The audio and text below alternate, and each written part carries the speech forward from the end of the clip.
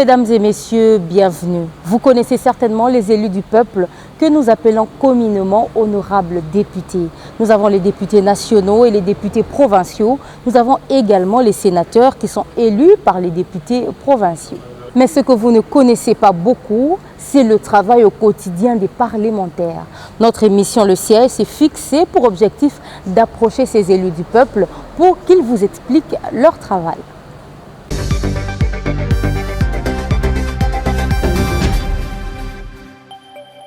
Aujourd'hui, nous allons tenter de comprendre c'est quoi la motion.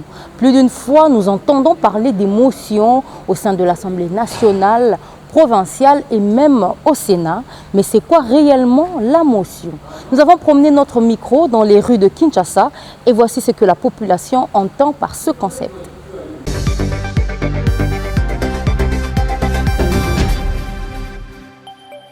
Personnellement, j'ai entendu parler de la motion, mais je ne sais pas qu'est-ce qu'ils font de la motion là. Wana ngai na yebi yango te. Ona musala mozo sala, ona mozo le tradition. Ona mozo ba musaki ngai na yebi yango te. La motion on va député basalaka ata la caméra. Ona ngai ezali lokola moto ya bobuka ndebe. Donc ezali lokola lisanga ya bato basangani mpona kolongola moto oyo abuki mibeko. Par exemple, ndenge bagouverneur bazalaka ou bien baprésent assemblée si le nom aza or ya barèglement d'ordre intérieur na bango abuki mibeko moko apele compte mpe esengeli kote ya sala donc nde esalaka basali motion mpona kopona banani balingi atikala banani balingi alongo. La motion de la démocratie, c'est les modes de contrôle du pouvoir exécutif. Dans la démocratie, comme nous le connaissons, à l'instar de notre pays, la République démocratique du Congo, les modes de contrôle par excellence du pouvoir exécutif, c'est la motion. Et c'est un outil de contrôle utilisé par les représentants du peuple, à l'occurrence les députés, et à une autre mesure aussi les sénateurs, en vue de contrôler le pouvoir exécutif. Alors, la motion, comme nous le savons, il y a deux sortes de motions. Il y a deux principales motions que je vais parler. Je parle de la motion de censure et la motion de défiance. Et par la motion de censure, là c'est le pouvoir par lequel on déchoit les gouvernements. Et là la motion est adressée au Premier ministre. Et une fois la motion a été votée, c'est tout le gouvernement qui tombe. Alors que la motion de défiance peut être lancée à la nom d'un des membres de l'exécutif. Ça peut être un ministre, ou le vice-ministre, et même le premier ministre peut être ciblé en tant que premier ministre. Alors c'est un peu ça en gros ce que nous attendons par motion.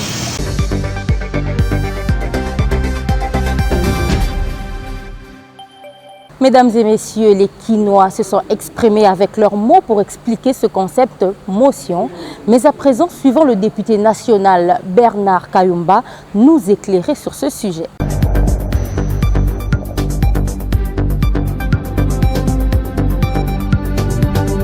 Je me nomme Bernard Kayumba, élu député national à Kinshasa, dans la circonscription électorale de Lukunga. Je suis président national du parti politique Parti du Nouvel Élan du Congo, PANECO en sigle, qui est créé depuis 2017, donc un parti des jeunes et pour les jeunes. Nous avons voulu aménager un cadre pour que les jeunes se sentent à l'aise pour l'accession à des fonctions politiques. Je suis détenteur d'un diplôme de graduat en fiscalité à l'École nationale des finances. Je suis également licencié en finance et en management aux États-Unis d'Amérique, à l'Université d'Arkansas.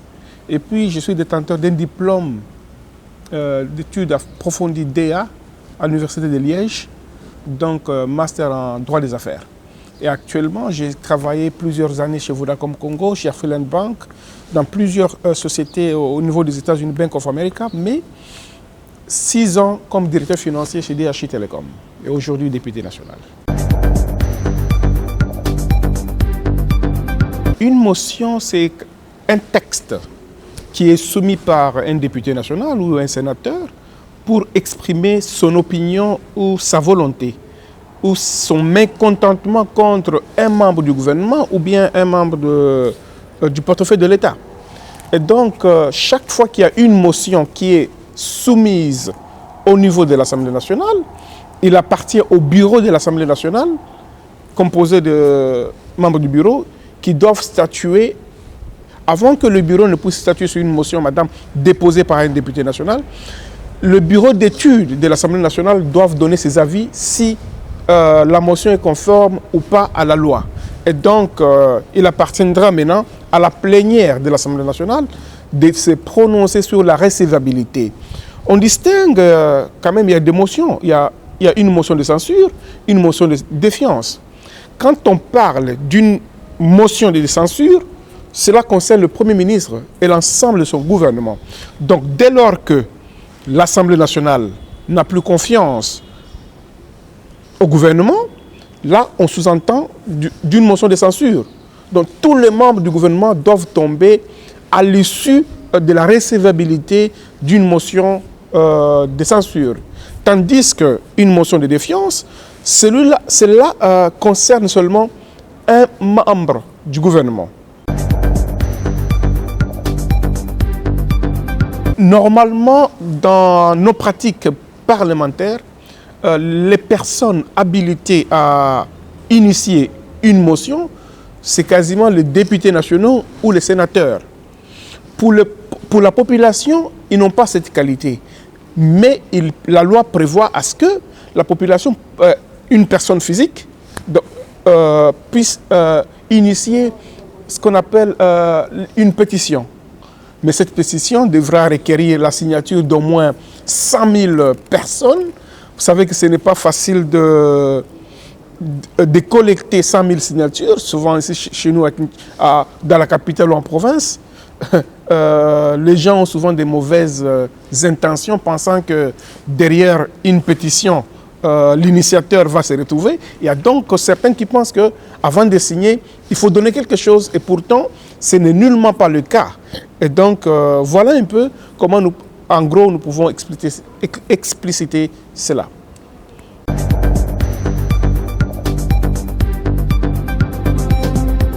Ça fait quasiment bientôt 3 ans que nous sommes au niveau de l'Assemblée nationale.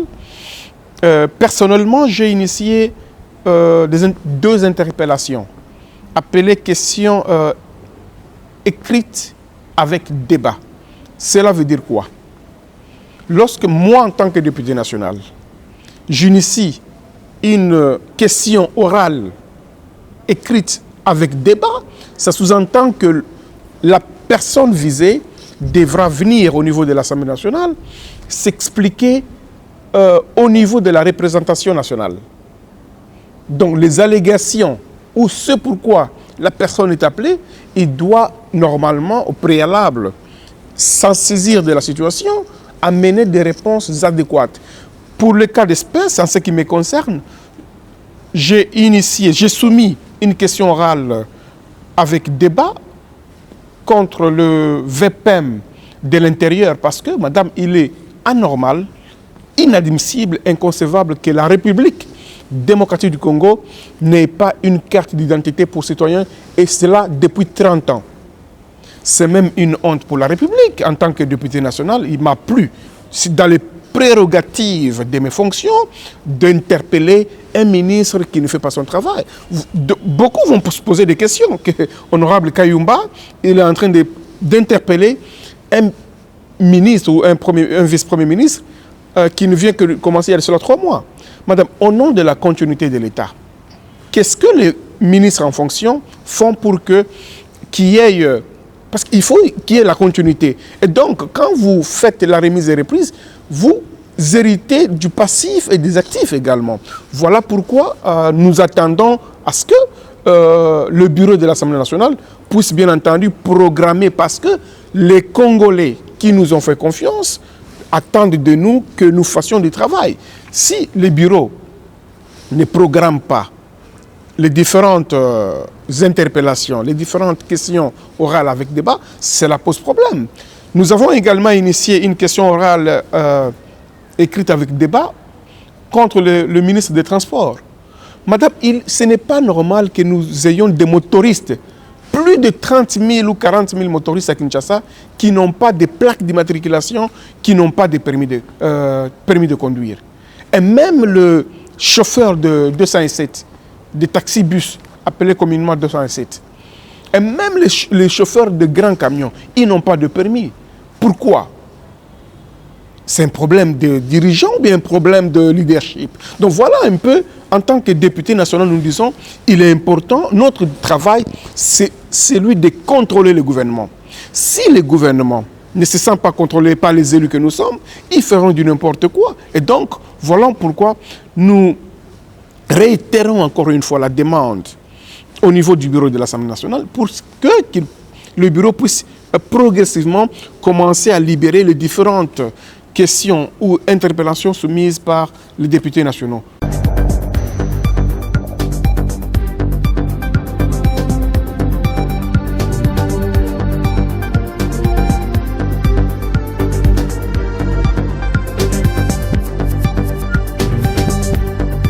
Madame, c'est possible qu'un gouvernement tombe. Il n'y a pas longtemps, l'année passée, on a connu, à l'issue d'une motion de censure initiée par un de nos collègues, Paulin Maembo, tous les gouvernements Ilunkamba a été déchus. Et donc, c'est quasiment une toute première fois pour la République où nous avons connu un gouvernement être déchu par l'Assemblée nationale. Et donc, voilà un peu les résultats d'une démocratie dans un pays comme le nôtre. Mais par contre, en fait, il faut que les gens confondent, différencient une motion, une question orale écrite avec débat, avec une interpellation. Lorsque vous interpellez un ministre, cela doit impérativement aboutir à une sanction. Et la sanction, c'est la déchéance de ce seul ministre au sein du gouvernement. Mais par contre, lorsque vous initiez une question écrite, le ministre est juste censé répondre par écrit. Mais aussi, lorsque cette question est accompagnée par un débat, cela requiert que le ministre se présente au niveau de la représentation nationale pour répondre physiquement à la représentation nationale qui est l'Assemblée nationale.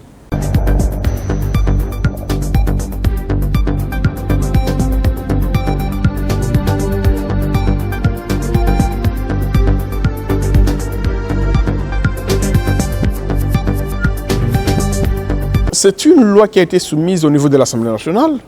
Moi, personnellement, je ne me suis pas encore imprégné. Je pense que la population doit patienter jusqu'à ce que la loi sera programmée au niveau de l'Assemblée nationale, parce que ce sont les élus nationaux que nous sommes qui allons statuer sur la recevabilité ou non au niveau de l'Assemblée nationale. Et donc, pour l'instant, nous nous abstenons de tout commentaire, mais nous attendons à ce que le projet ou la proposition de loi soit programmée et débattue dans une plénière pour qu'il y ait divergence des vues.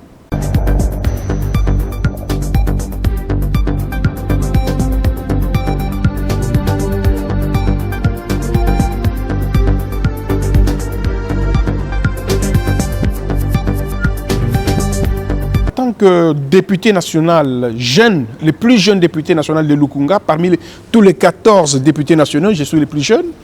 Je me suis surnommé défenseur de la jeunesse congolaise. Parce qu'en tant que patron d'un parti politique qui ayant réussi à aménager un cadre pour que les jeunes de notre pays accèdent à des fonctions politiques à travers notre parti, c'est vraiment génial pour la génération qui devra prendre la gestion de la République. Parmi les actions menées au niveau de Lukunga, qui est mon district électoral, nous avons réussi à faire un plaidoyer auprès du chef de l'État pour la réhabilitation et la construction des hommes, des étudiants au niveau de l'Université pédagogique nationale UPEN. Vous savez très bien que le chef de l'État a ordonné depuis 2019 la réhabilitation des hommes de l'UNIKIN, mais cela n'a pas été le cas au niveau de l'UPEN. Et pourtant, dans la ville-province de Kinshasa, il n'y a que 2 universités publiques qui est celui de l'UNIKIN, et celle de l'UNIKIN et celle de l'UPEN. Donc voilà un peu les seules deux universités de l'État. Et donc, moi, en tant que député national, j'ai fait ce plaidoyer auprès du chef de l'État. Et le chef de l'État, Félix-Antoine Tshisekedi Tshilombo, a effectué une descente au niveau de l'UPEN cette année-ci, 2021, pour matérialiser notre demande. Voilà une des actions que nous avons faites, madame. Également, vous vous souviendrez avec moi que la route Matadi, allant du croisement météo vers DGC, c'était une route qui a été oubliée. Lorsque la Régie des eaux a eu à déterrer le tuyau, c'est une route qui a été impraticable quasiment pendant 6 mois, 8 mois. Nous avons fait un plaidoyer auprès du chef de l'État, auprès de la Banque mondiale, auprès de la Régie des eaux, pour que la population ne puisse plus souffrir des embouteillages énormes sur l'avenue Ngouma. Et donc, j'ai été le seul député national à Lukunga pour faire ce plaidoyer. Et grâce à notre plaidoyer, il y a eu réhabilitation. Raison pour laquelle, lorsqu'il y a eu le lancement des travaux, nous avons été associés à ce lancement de ces travaux-là. Pour l'instant où nous vous parlons, madame, nous avons fait un plaidoyer encore une fois, plusieurs plaidoyers, pour que l'Office des voiries et drainage, OVD Kinshasa, puisse penser à la population de Kimboala au niveau de Kinsuka. Si vous voyez comment l'OVD est en train d'asphalter en béton de Kinsuka vers Kimboala jusqu'à Don Bosco, Tchad, c'est grâce au plaidoyer de Bernard Kayumba, le défenseur de la population de Lukunga que je suis. Donc nous continuons toujours à mener des actions jusqu'à ce que ma base se sente à l'aise.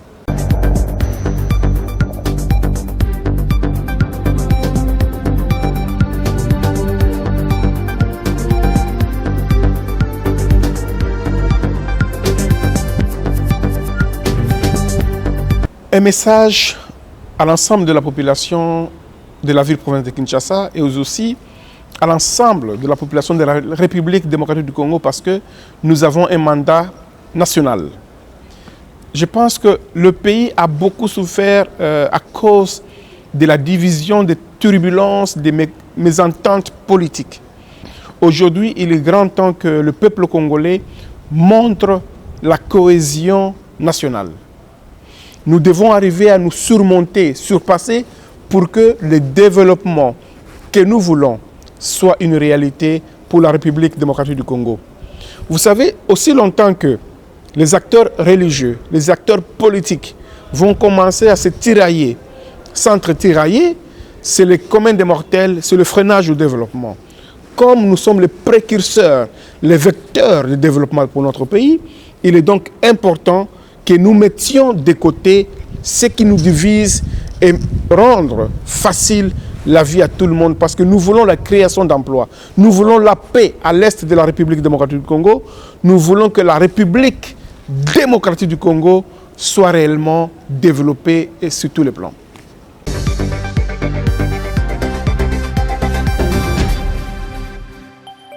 C'est la fin de ce magazine. Au travers du député national Bernard Kayumba, vous avez appris tout ce qui concerne la motion. Heureuse d'avoir présenté ce numéro du siège. Merci de votre sympathique attention et de votre fidélité à ce programme. Nous nous retrouvons très vite sur les mêmes antennes avec le même plaisir.